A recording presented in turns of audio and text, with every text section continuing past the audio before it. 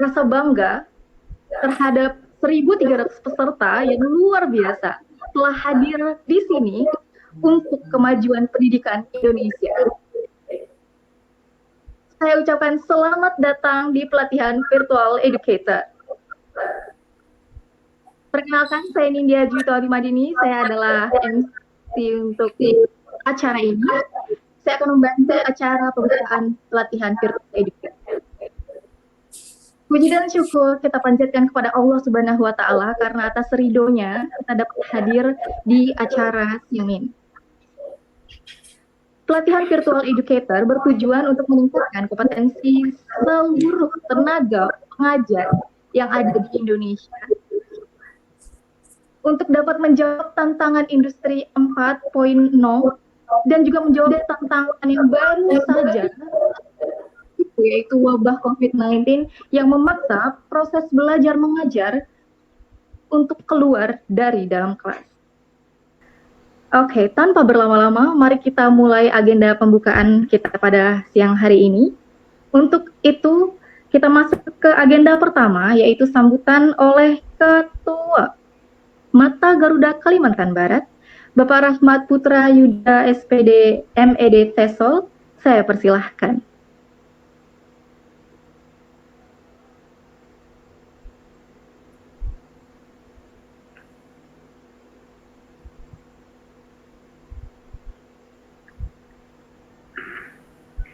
Assalamualaikum warahmatullahi wabarakatuh.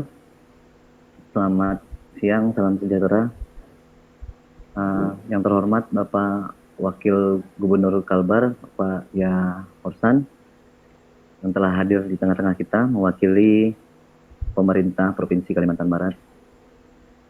Yang saya hormati Bapak Dirjen Kementerian Pendidikan, Dirjen Guru dan Tenaga Kependidikan, dan Pendidikan Khusus, mewakili Kementerian Pendidikan. Selamat siang Pak. Yang saya hormati dari Kepala LPMP Kalimantan Barat, Bapak Asep Sukmayadi, SIP MSI. Selamat datang juga Pak. Terima kasih Bapak-Bapak telah hadir di acara Virtual Educator. Sebelumnya saya ingin mengenalkan sedikit tentang Mata Garuda selaku inisiator program maupun Virtual Educator yang kedepannya menjadi bagian dari program pengembangan guru.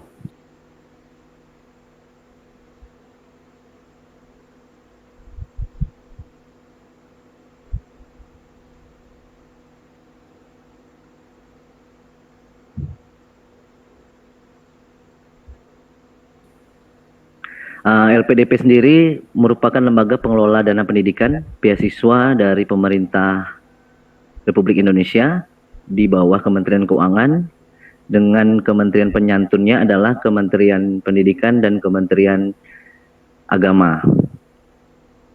Jadi kami mempunyai alumni total kurang lebih 8.000 dan total penerima saat ini 24.000 di seluruh Indonesia. Di Kalbar Pak, kita kebetulan masih minim, kita mempunyai alumni sekitar 80 orang yang sudah kembali. Dan ibarat tugas belajar, ibarat tugas belajar, kami pulang harus mengabdi ke daerah masing-masing.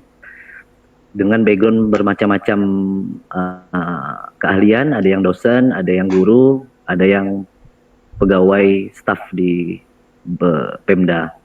Jadi kami di tengah-tengah kesibukan pekerjaan selain PNS atau dosen, teman-teman diberikan wadah bernama Mata Garuda Kalimantan Barat, cabang Kalimantan Barat. Jadi Mata Garuda ada di seluruh provinsi.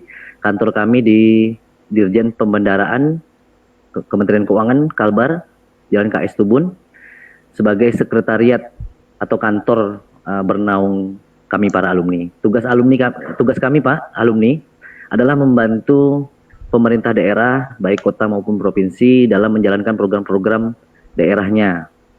Bersifat sosial, jadi program-programnya masih bebas Pak, masih umum di berbagai bidang. Ada yang bagian memang ke teknologi, ada yang bagian pendidikan dan lain-lain. Kebetulan untuk menanggapi bencana COVID yang begitu meluas saat ini dan berdampak kepada pendidikan, Mata Garuda Kalbar coba menginisiasi program ini dengan bekerja sama dengan berbagai perusahaan maupun platform-platform pendidikan seperti Grade Edu, seperti International Literacy Association dan Terangkum. Jadi kami coba berkolaborasi dengan platform-platform tersebut. Lalu kami juga mendapat persetujuan untuk dapat bekerja sama dengan LPMP Kalimantan Barat. Terima kasih Pak. Dengan Kementerian Pendidikan juga lewat Pak Dirjen dan pemerintah Provinsi Kalimantan Barat. Untuk program virtual educator-nya Pak, sebenarnya program ini dapat dipelajari sendiri lewat media-media seperti YouTube. Hanya kami coba merangkum dan coba ajak kerjasama beberapa plafon agar ada aplikasi yang bisa dipakai guru secara premium, secara gratis, tidak terbatas.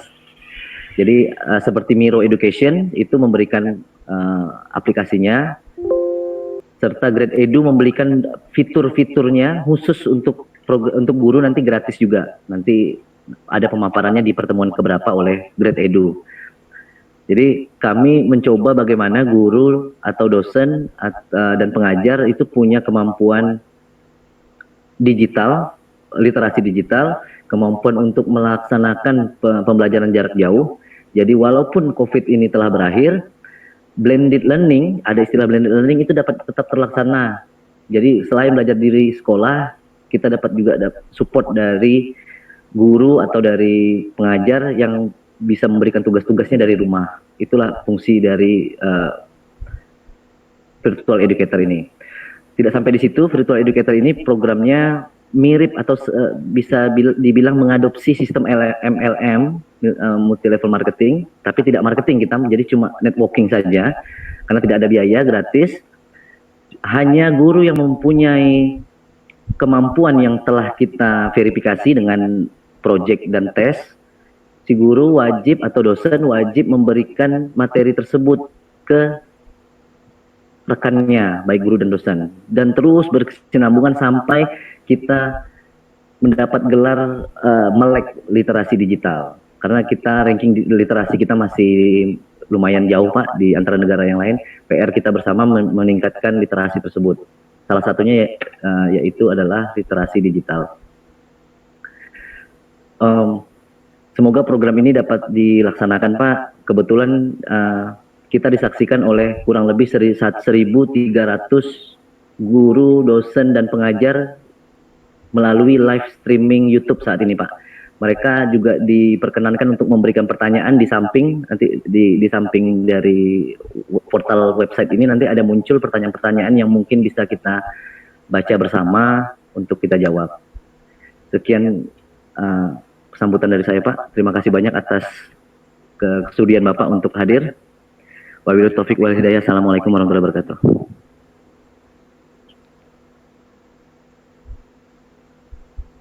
Terima kasih Ketua Mata Garuda Kalimantan Barat, Bapak Yuda, very insightful.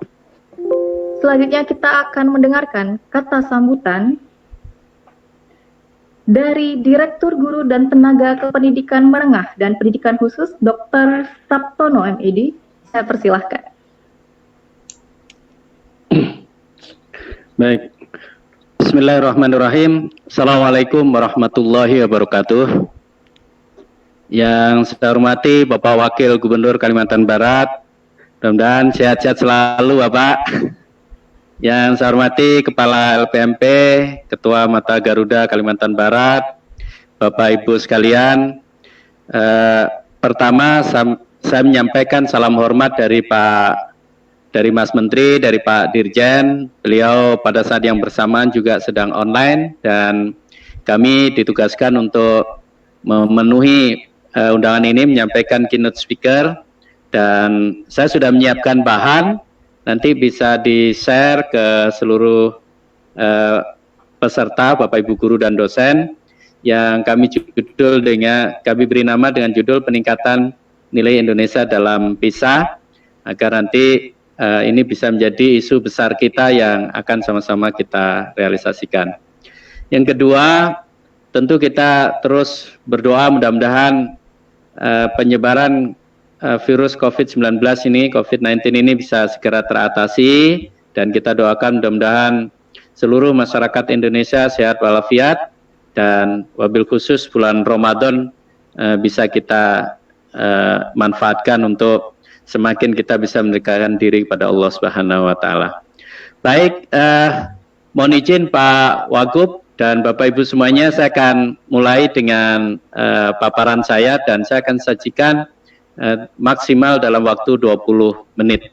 Di slide yang kedua, saya ingin coba melihat sedikit dari capaian skor PISA kita dalam 3 kali keikutsertaan atau beberapa kali keikutsertaan kita dalam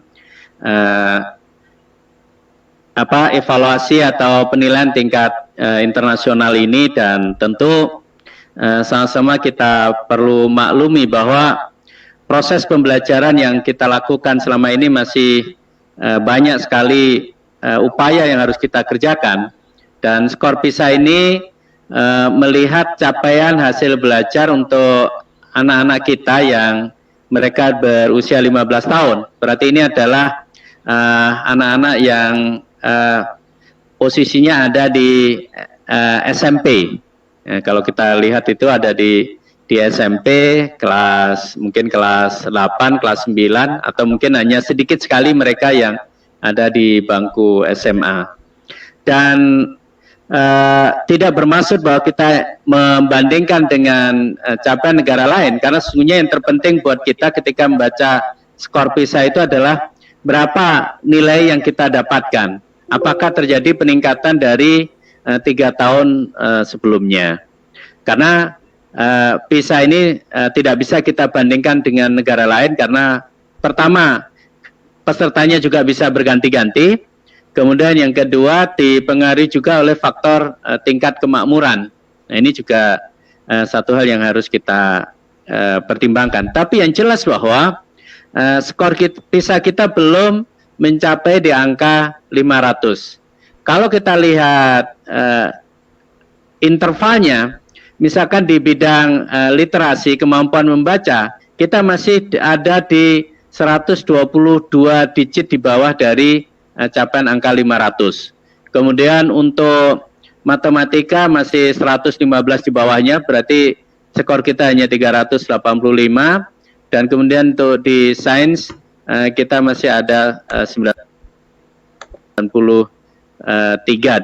Tetapi PPG prajabatan juga menjadi keseriusan, dan sekarang sudah dilakukan pembicaraan yang intens dengan Kemenpan RB, dengan Kemdagri, agar guru-guru yang lolos atau yang sudah menyelesaikan PPG prajabatan nanti juga mendapatkan perlakuan yang istimewa dari pemerintah, khususnya terkait dengan kebijakan rekrutmen para guru. Nah, kemudian yang ketiga, ini menjadi unsur yang tidak bisa kita pungkiri, ini harus dilakukan penataan, yaitu kurikulum.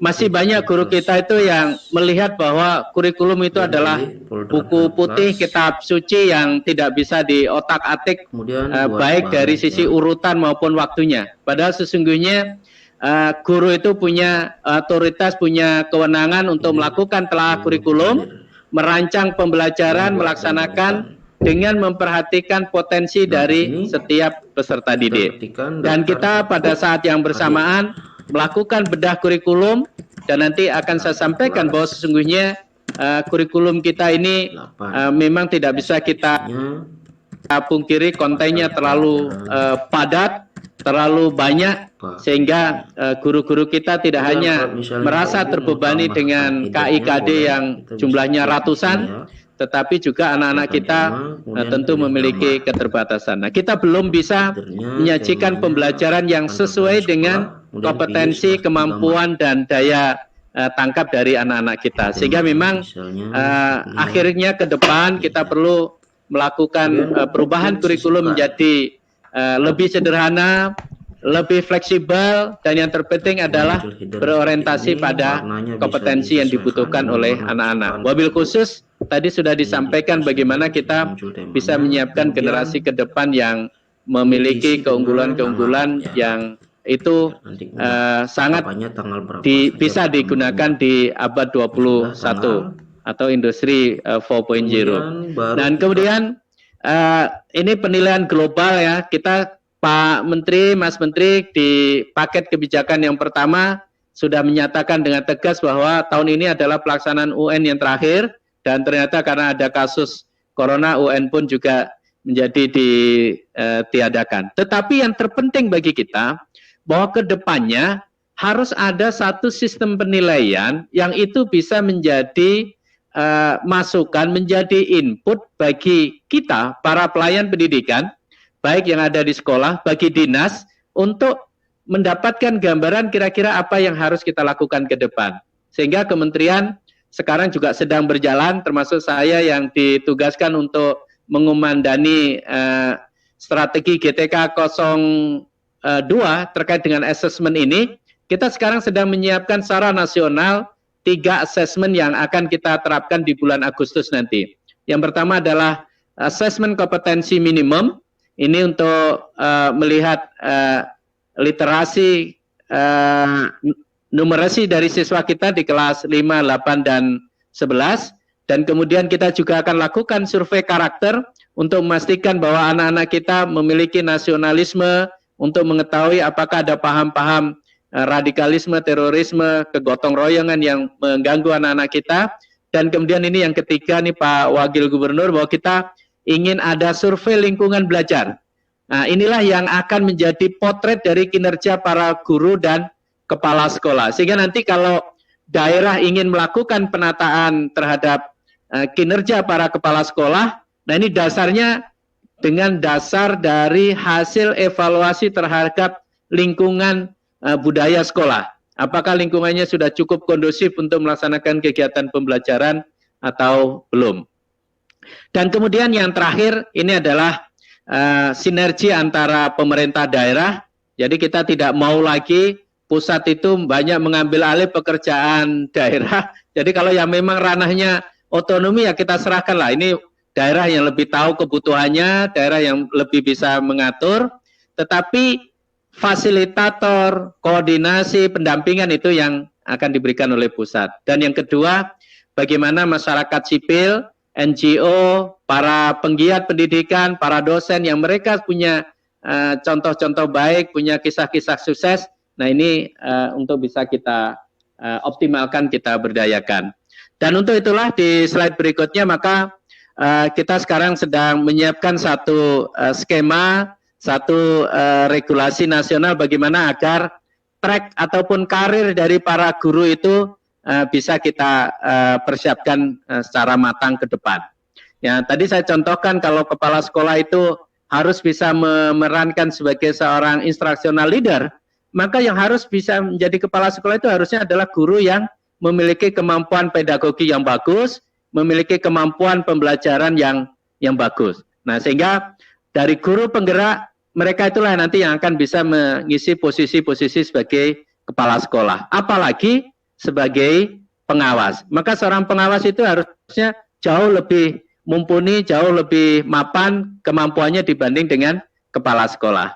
Begitu seterusnya. Bahkan Pak Wagub, kita lagi mengimpikan ke depan nanti, kepala dinas pendidikan itu mestinya, kalau kita lihat track recordnya ke belakang itu, ya minimal dia pernah jadi guru penggerak gitu. Sehingga nanti kalau dia melakukan kunjungan ke daerah, nah dia bisa memberikan masukan untuk sekolah-sekolah yang dikunjungi. Nah, mungkin 20-30 tahun yang akan datang, gubernur atau presiden itu adalah lahir dari para guru penggerak ini. Nah, ini kan jadi satu sistem yang sangat luar biasa gitu. Seperti di Finlandia itu ya, kalau tidak salah pemimpin tertingginya itu adalah backgroundnya itu adalah guru gitu. Nah, nanti ada presiden itu backgroundnya itu bukan dari pengusaha, dari politisi, tapi adalah dari para guru penggerak. Mudah-mudahan.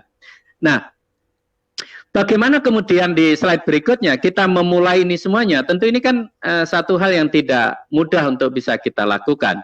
Kita punya 248.000 sekolah, kalau kita tambah dengan yang di slide berikutnya Mbak, kalau kita tambah dengan yang PAUD, kita punya hampir 500.000. Nah, lalu bagaimana perubahan atau ajakan untuk menjadi sama-sama kita bisa bergerak maju? Maka pendekatan yang ingin dilakukan oleh Kemendikbud itu adalah dengan memunculkan sekolah-sekolah penggerak. Nah, siapakah yang ada di dalam sekolah penggerak ini? Yang tadi itu, kepala sekolahnya berisi seorang kepala sekolah yang instructional leader, gurunya berisi seorang guru yang mampu mengajar anaknya dengan baik, kemudian siswanya berisi siswa-siswa yang menampakkan 6 karakter unggul tadi, dan kemudian lingkungan sekolahnya berisi orang tua, tokoh, organisasi masyarakat, dinas pendidikan yang semuanya peduli dengan kualitas belajar siswa. Nah, tahun ini kita mentargetkan ada 10.000 sekolah penggerak bisa diwujudkan, dan nanti ke depannya dengan sistem pendampingan, satu sekolah penggerak mendampingi 5 sekolah baru untuk menjadi sekolah penggerak, begitu seterusnya. Hitungan-hitungan kami di 2024 ini persoalan dengan mutu pendidikan kita melalui pendekatan sekolah penggerak ini bisa kita realisasikan. Dan ini semuanya kalau boleh dibilang itu perubahannya sangat besar dan mendasar, tetapi dengan komitmen dan kesungguhan dan penataan yang baik, maka insya Allah ini bisa kita realisasikan. Nah, di slide berikutnya saya akan kasih gambaran sedikit 5 menit lagi bagaimana kita merasa betul bahwa kurikulum kita itu memang perlu dilakukan penyesuaian. Nah, ini kita lihat contoh misalkan bahasa Indonesia ya. Ini Pak Wagub, kenapa guru-guru kita itu akhirnya pikirannya itu hanya isi kurikulum. Nah, ternyata memang begitu kita lihat bahasa Indonesia SD itu ada 12 kompetensi inti yang kemudian di dalamnya itu berisi 120 kompetensi dasar. Kalau kita punya jam belajar itu 1 tahun itu 240 hari efektif, berarti 2 hari ini harus digunakan betul oleh guru itu untuk mengajarkan satu kompetensi dasar. Gitu. Betapa memang guru kita itu menjadi bebannya itu sangat berat. Sehingga memang kemudian ini ke depan kita masih tunggu bagaimana nanti penyederhanaan itu bisa dilakukan. Yang jelas bahwa memang kurikulum itu harus dibuat sederhana, alokasi waktunya juga menjadi lebih fleksibel. Tetapi daya ukurnya itu menjadi sangat jelas. Dan ada 3 kompetensi unggul yang akan diukur secara khusus oleh Kemendikbud, yaitu literasi, numerasi, dan karakter. Gitu. Itu catatan di kurikulum. Di slide berikutnya, lalu bagaimana kita melakukan perubahan itu semuanya? Maka saya terima kasih pada Mata Garuda ya yang menginisiasi dan melakukan virtual educator ini satu hal yang sangat baik ya. Sisi positif dari kasus corona ini memang memaksa kita untuk inovasi dan kreatif. Setahun yang lalu kita sudah dihimbau untuk melaksanakan pembelajaran online kan nggak jalan juga. Tapi begitu ada COVID-19 ini, semuanya harus jalan. Meskipun sangat tergopoh-gopoh, tapi tren pekan per pekannya setelah kita evaluasi, Pak Wagub, saya menyampaikan terima kasih dan apresiasi dari seluruh jajaran pemerintah daerah.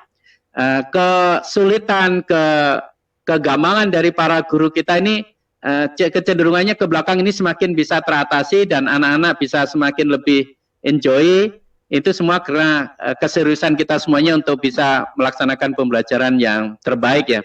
Yang 2 pekan yang lalu kita juga sudah launching guru berbagi, kemudian sekarang ini kita kalau rajin saja mengikuti pelatihan-pelatihan online itu banyak sekali diinisiatif oleh para guru-guru penggerak kita, para relawan-relawan pendidikan kita yang bersatu padu untuk sama-sama membantu mengatasi persoalan yang dimiliki oleh para guru. Di slide berikutnya.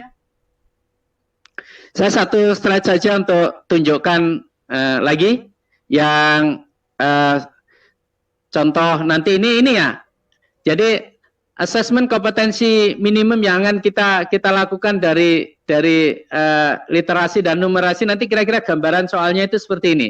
Gitu. Jadi tidak lagi anak hanya berpikir linear gitu, tapi jauh dari analisis kritis dan sebagainya. Nah, kita ingin biasakan anak-anak kita sehingga satu soal yang kita sajikan itu bisa mengungkap kompetensi-kompetensi unggul yang dimiliki oleh para anak kita.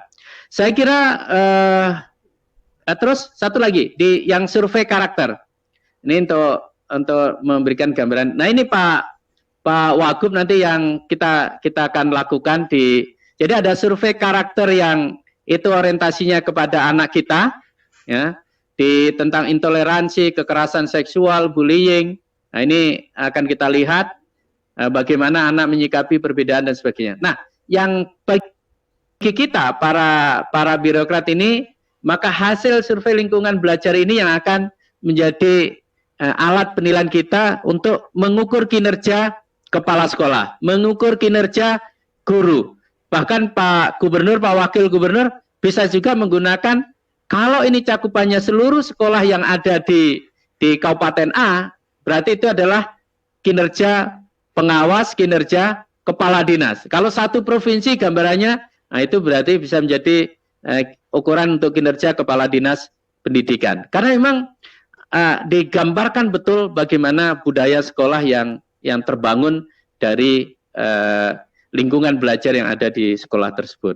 Dan ini kami laporkan, kami semuanya ini sedang bergerak Pak Wagub, Bapak Ibu sekalian semuanya, dan kita mentargetkan Agustus baseline assessment ini bisa kita terapkan dengan uji coba di 100 kabupaten, yaitu kabupaten kota yang menjadi lokasi dari program organisasi penggerak. Nah, ini akan kita terapkan.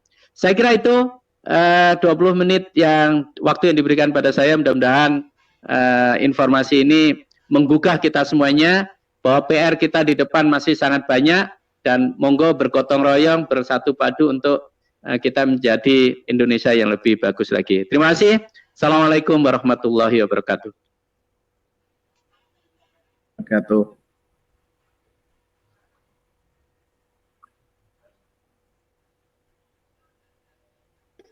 Waalaikumsalam warahmatullahi wabarakatuh. Saya selaku perwakilan dari LPDP Mata Garuda LPDP Kalimantan Barat mengucapkan terima kasih kembali Pak Praptono.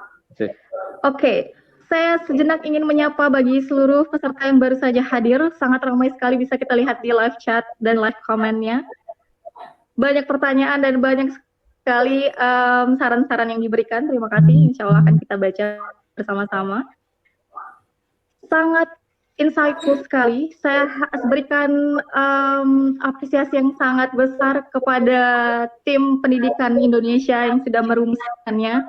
Semoga 100.000 guru penggerak ini dari 10.000 sekolah penggerak ini terwujud untuk Indonesia. Amin ya robbal alamin. Baiklah, baru saja kita mendengar kata sambutan dan materi dari Direktur Guru dan Tenaga Kependidikan Menengah dan Pendidikan Khusus Dr. Praptono, MED. Selanjutnya kita akan mendengarkan kata sambutan dan sekaligus akan membuka secara resmi rangkaian pelatihan virtual educator ini kepada Bapak Wakil Gubernur Kalimantan Barat, Dr. Andes Haji Ria Norsan, MMMH, saya persilahkan. India. Assalamualaikum warahmatullahi wabarakatuh. Yang saya hormati Bapak Direktur Guru dan Tenaga Pendidikan Menengah dan Khusus, Bapak Dr. Praptono, Magister Education. Yang saya hormati Ketua Mata Garuda Kalimantan Barat, Bapak Rahmat Putra Yuda, Magister Education Tesol. Yang saya hormati Kepala LPMP Bapak Asep Sukmayadi, SIP, Magister Sains. Yang saya hormati para pimpinan perguruan tinggi Yang saya hormati hadirin para guru yang mengikuti kegiatan ini, yaitu kegiatan virtual educator, yaitu pelatihan peningkatan kemampuan mengajar secara virtual bagi tenaga pendidik. Bapak Ibu hadirin yang berbahagia, mengawali sambutan ini, mari kita memanjatkan puji dan syukur kita kepada Allah Subhanahu wa taala, Tuhan yang Maha Kuasa, atas segala limpahan rahmat, taufik dan hidayah kepada kita semua, sehingga kita dapat mengikuti kegiatan acara virtual edukator atau pelatihan peningkatan kemampuan mengajar secara virtual bagi pendidik atau guru maupun dosen. Atas nama pemerintah Provinsi Kalimantan Barat, saya menyambut baik kegiatan ini secara online oleh Mata Garuda, yang diinisiasi oleh Mata Garuda, di mana di tengah situasi dan kondisi seperti ini, nah pendidikan kita tidak boleh putus dan pendidikan harus berjalan walaupun dengan online, dan mudah-mudahan pendidikan ini selalu berjalan terus. Baik, Bapak Ibu sekalian, hadirin yang berbahagia, sebelum saya memberikan sambutan lebih lanjut, saya menyampaikan dulu bahwa pada tanggal 20 April 2020, pada saat ini Kalimantan Barat ini situasi dan kondisi COVID-19. Nah, pada saat ini yang positif ada 21 orang, 7 dirawat, kemudian ada 5 sedang isolasi ketat, dan 6 orang sembuh, kemudian 3 meninggal dunia. Nah, pasien dalam pengawasan ada 131 orang. Nah, kemudian orang tanpa gejala, nah ada 10 orang. Nah, ini yang kita takutkan ini adalah OTG ini, orang tanpa gejala, yaitu yang keadaan fisiknya sehat, kemudian tidak mencirikan satu penyakit apapun, tetapi dia bisa menularkan kepada orang lain. Makanya kita selalu jaga jarak dan menggunakan masker pada saat kita keluar rumah. Nah, kemudian ODP ini ada kurang lebih 6.800 ya orang. Nah, di mana 4.000 lebih ini sudah selesai dalam pengawasan pemantauan. Nah, tinggal sisanya. Nah, ini ODP adalah orang-orang yang mengikuti kegiatan ataupun acara orang yang terkena ataupun yang positif. Nah, baik Bapak Ibu sekalian, nah di dalam momentum ini ada beberapa hal yang ingin saya sampaikan. Yang pertama, di dalam mewujudkan sebuah pendidikan yang berkualitas bukan saja upaya untuk menjadikan manusia menjadi pintar, namun menjadi kunci bagi bangsa dalam sebuah kemajuan di masa depan. Pendidikan merupakan jembatan bagi suatu bangsa untuk mencapai taraf hidup dan kesejahteraan yang jauh lebih baik. Karena melalui sebuah pendidikan, sumber daya manusia yang terdidik diharapkan tidak hanya menjadikan manusia itu semata-mata hanya pintar, tetapi diharapkan pula mampu membentuk pribadi yang baik dan berintegritas. Kemudian saat ini kita masih saja dihadapkan dengan permasalahan-permasalahan yang terjadi di kalangan generasi muda, seperti penyalahgunaan narkotika dan obat-obat terlarang, pergaulan bebas, serta tindakan kriminal lainnya, sehingga ini perlu menjadi perhatian kita bersama. Karena itu ketahuilah, saya ulangi, karena itu ketahui bahwa kita tidak lengah dan kurang mengantisipasi kondisi yang dialami para generasi muda ini. Maka dampak akan terjadi menyebabkan munculnya satu generasi yang lemah, yang ke depan menjadi beban pembangunan yang dapat merugikan bangsa dan negara ini. Selanjutnya, pendidikan merupakan sebuah wadah di dalam menanamkan jati diri bagi remaja untuk dapat belajar serta membentuk moral yang berguna bukan hanya untuk dirinya tapi juga untuk orang lain yang ada di sekitarnya, karena pendidikan mengajarkan berbagai aspek di dalam kehidupan sosial.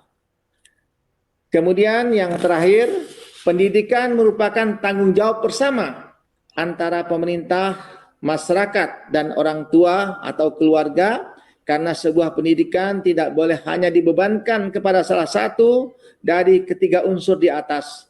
Contoh, di negara maju, peran ketiga unsur tadi secara bersamaan telah terwujud dengan baik, khususnya partisipasi orang tua dan kepedulian masyarakat dalam pendidikan sudah tidak diragukan lagi. Oleh karena itu, saya mengajak kepada stakeholder terkait untuk dapat bersama-sama berperan aktif di dalam memajukan sebuah pendidikan khususnya di Provinsi Kalimantan Barat.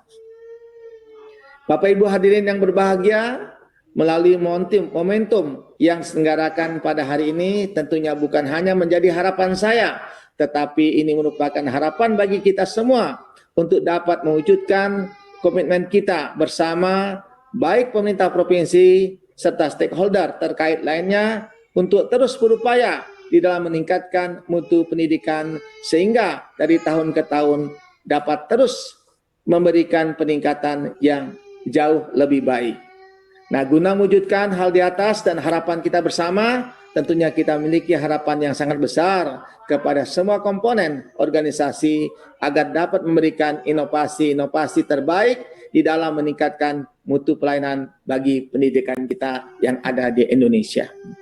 Bapak Ibu hadirin yang berbahagia, sebelum saya membuka ini, saya sampaikan terima kasih kami kepada Bapak Direktur, Bapak Praptono, dan juga Bapak Ketua Mata Garuda Kalimantan Barat, Bapak Rahmat Putra Yuda, dan juga kepada Ketua LPMP, Bapak Asep Sukmayadi yang telah berperan dalam kegiatan ini. Mudah-mudahan kegiatan ini dapat terus berlanjut dan mudah-mudahan kegiatan ini memberikan manfaat juga untuk dunia pendidikan kita. Karena dalam situasi dan kondisi kita seperti ini, kita harus berbagai cara kita untuk memajukan pendidikan. Dengan mengucapkan Bismillahirrahmanirrahim, maka acara virtual educator atau pelatihan peningkatan kemampuan mengajar secara virtual bagi pendidik dengan ini secara resmi saya nyatakan dibuka untuk dilaksanakan. Terima kasih. Wabillahi taufiq wal hidayah. Wassalamualaikum warahmatullahi wabarakatuh. Selamat sore, salam sejahtera untuk kita semua. Terima kasih.